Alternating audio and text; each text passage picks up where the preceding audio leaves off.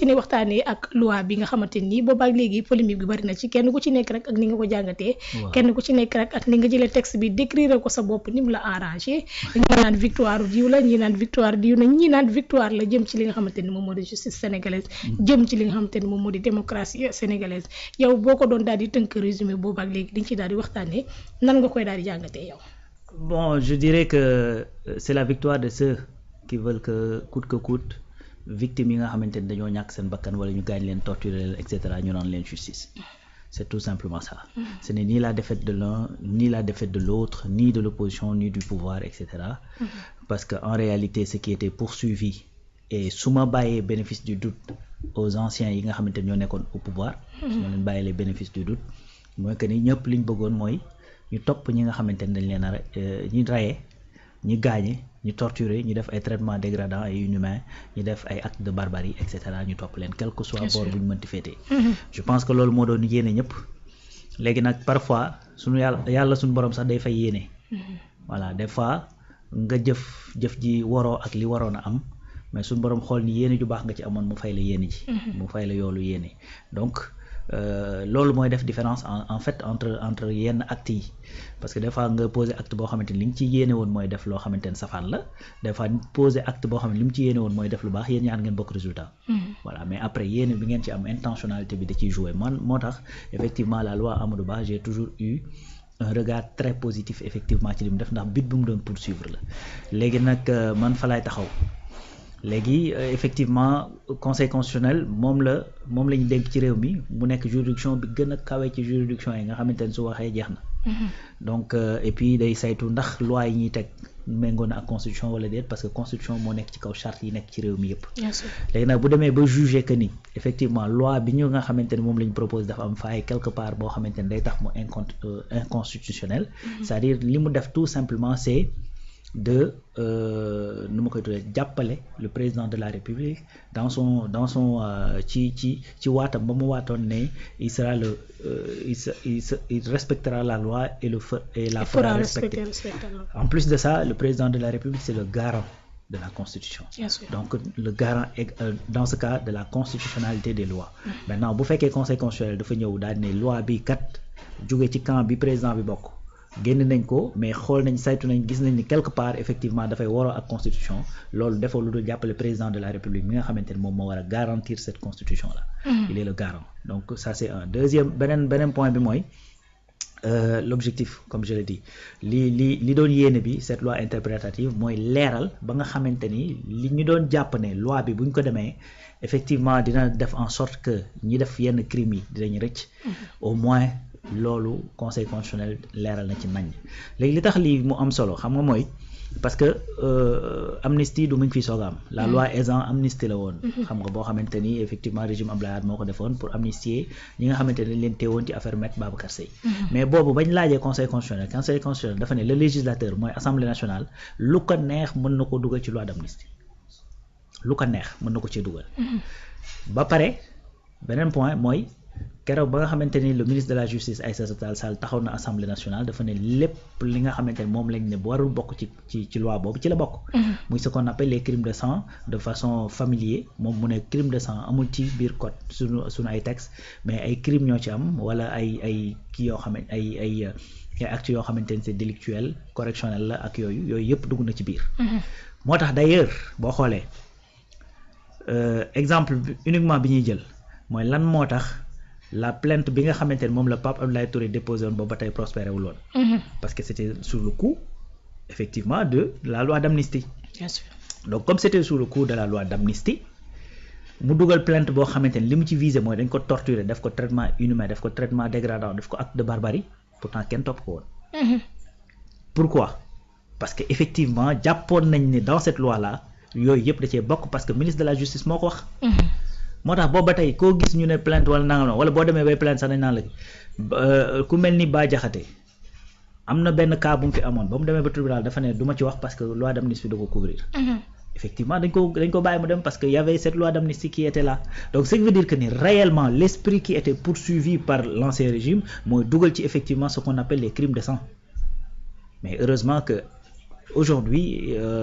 conseil constitutionnel tontu na ci loolu et puis rek na ko de façon définitive et puis day mel ni sax kuy nekk un peu en porte-à-faux avec ce qui a été dit en 2004 ou 2005 parce que boobu kooku dafa conseil constitutionnel boobu dafa ne woon législateur bu lu ko neex mën na ci dugal bu la fekkoon fii nga rey nit ñu gis ko nii di teg ci sa bët xam ne yaa ko rey ñu xam ne da nga ko prémédité mu nekk assassinat et tout bu ko neexee dugal la ci loi d'amnistie baal la loolu la conseil constitutionnel waxoon effectivement en 2004 ou en 2005 avec la loi Ezzan maintenant aujourd'hui le conseil loolu boo ko jàppoon yam ci loolu yam ci la Aïssata Tall Sall wax fu mu toll nii kon ñëppay rëcc mais heureusement que le but qui était poursuivi par la loi interprétative maanaam li ko waa ji wax rek li ko conseil constitutionnel wax rek mooy que ni effectivement da ngaa bëgg a leeral pour leeral rek mais yëf yi leer na ba pare man maa la koy leeralal li ma la ciy leeralal mooy la ngay ragal ni dugal nañ ko ci biir loi boobu mënu cee dugg génne nañ ko ci xam nga donc quel que soit effectivement foo mënti féete soo defee ce qu'on appelle les crimes de sang effectivement yoon mën na laa topp d'ailleurs looloo tax sax boo xoolee actuellement ku mel ni Seydi Gassama les familles victimes yi nañ ñëw dajaloo ñoom ñëpp comme ça effectivement moom dina porter affaire bi voilà dinañ ci ñëw bu baax a baax muy suite bi maintenant su ma la déggee bu baax a baax nga wax problème bi mooy donc le mot su ma niveau mooy le mot rejet waaw le mot rejet mooy mot bi nga xamante ne dafa rëy parce que bu ñu nee rejet rek dana maanaam dàq na lépp loo xamante ne nii indi woon nañ ko te explication bi nga joxe ça veut dire que moom conseil constitutionnel dafa ñëw réconforter idée bi nga xamante ne nii moom la Amadou Ba amoon bu dugal li nga xamante ne moom moo di loi bi benn la mais le mot rejet mooy li nga xamante ne mooy poser problème ci rejet moo am sax c'est-à-dire rejet moo am pour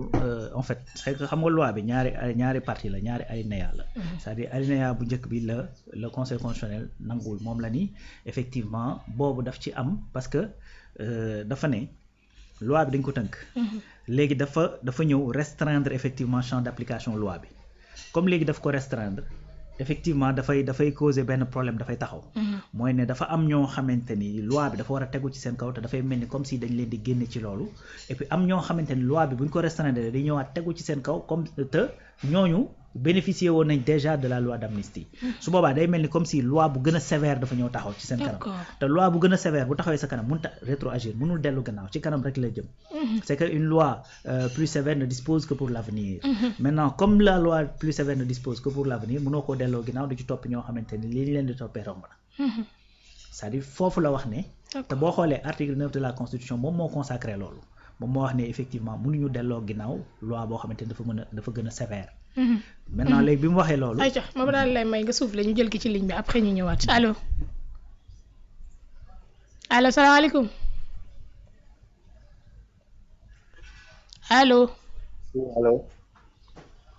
allo salaamaaleykum soxna si na ngeen def ñu ngi sant bu baax sëñ bi yéen a ngi ci jàmm baax ñu ngi sant bu baax a baax noo tudd ak fooy woote maa ngi tudd Papito Fall Njaareem d'accord Papito noo def borom Njaareem sant bu baax alhamdulilah kay yàlla na sant yàgg waaw yéen a ngi taw bu baax a baax ñu ngi lay siyaare yaram noo def ndanga bu rawan waaye yaa ngi am jàmm naka waajur maa ngi am taw fee bu baax alhamdulilah jaajëf ñu ngi lay siyaar bu baax waaye di rafetlu émission bu baax a baax jaajëfati merci beaucoup Papito maa ngi lay suivre depuis sànq di ko rafetlu di ko rafetlu bu baax a baax dama ci bëggoon intervenir tuuti rek ci décision conseil bi waaw mi ngi noonu Aïcha waaw d'abord di saluer la décision parce que au moins parce que conseil constitutionnel gars yi bu ñu fàttalikoo dafa nekk en dehors c'est vrai que ce sont des juges mais ay acteurs politiques lañ en même temps parce que dañuy réguler le système politique. effectivement ñoom rek a ci am. dañuy xool en fonction de la stabilité du pays lan moo gën a yenu maanaam ñoom dañ ciy décider souvent. loolu tamit bu ko nit ñi di fàtte quoi. dama bëgg a ñëw man dama am lu ma jaaxal tuuti xam nga loi bi bu ñu ko voté à l'Assemblée. bu ngeen fàttalikoo bu baax le groupe Yewwi ak les non inscrits kenn deful woon recours auprès du conseil constitutionnel. oui donc kenn attaqué ko woon quoi laa bëgg a wax. oui. après bi ñu ko soumettre conseil constitutionnel après directement dañ ko valider ñu jox ko président mu promulgué ko. mais conseil constitutionnel ci décision bi mu rendre man considérant 26 bi dafa am lu ma ci jaaxal man lire ko tuuti ngeen dégg quoi après peut-être ñu discuter ji. waaw.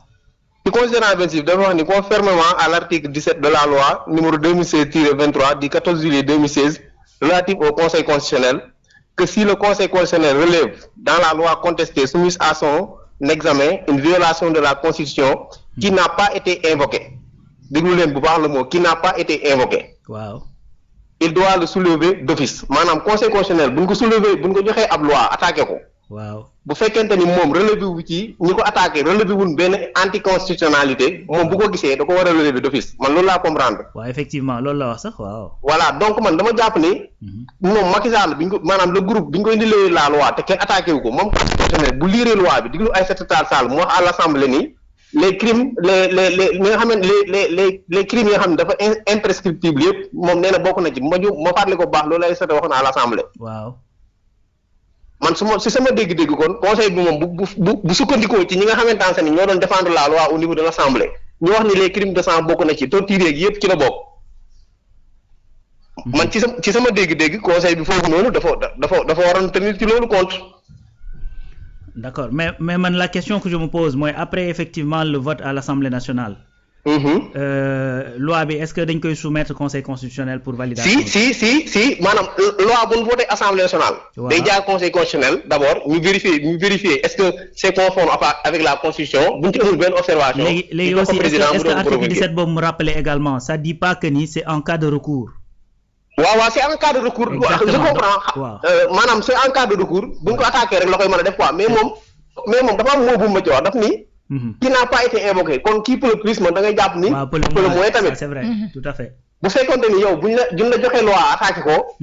buñ ci defee loo xamante ni buñ ci waxul loo xamante ni yow gis nga ko comme défaut da nga ko war a soulever d'office. à plus forte raison yow buñ la joxee loi ne la xoolal ma est-ce que c'est conforme avec la constitution. oui tout à fait. man loolu laa comprendre mais bon peut-être nag bon gars yi ñuy nekk les constitutionnalistes ils vont discuter sur ça mais man loolu xaw na ma jaax tuuti parce que Macky Sall bi mu ko joxee moom depuis ci benn observation doo ko jox directement. alors que bu fekkoonte ni moom considérant 31 bi li mu ci wax. waxoon na ko depuis le départ kon foog naa interprétatif sax du am. non du am su boobaa. interprétatif du am dañuy ñëw directement jàll ci leneen quoi mais on a perdu beaucoup de temps pour rien. tout à fait. waaw loolu rek laa bëggoon a ñëw un peu ak wax ci Madior Baye Madior. waaw Baye Madior de. sama papa ji xam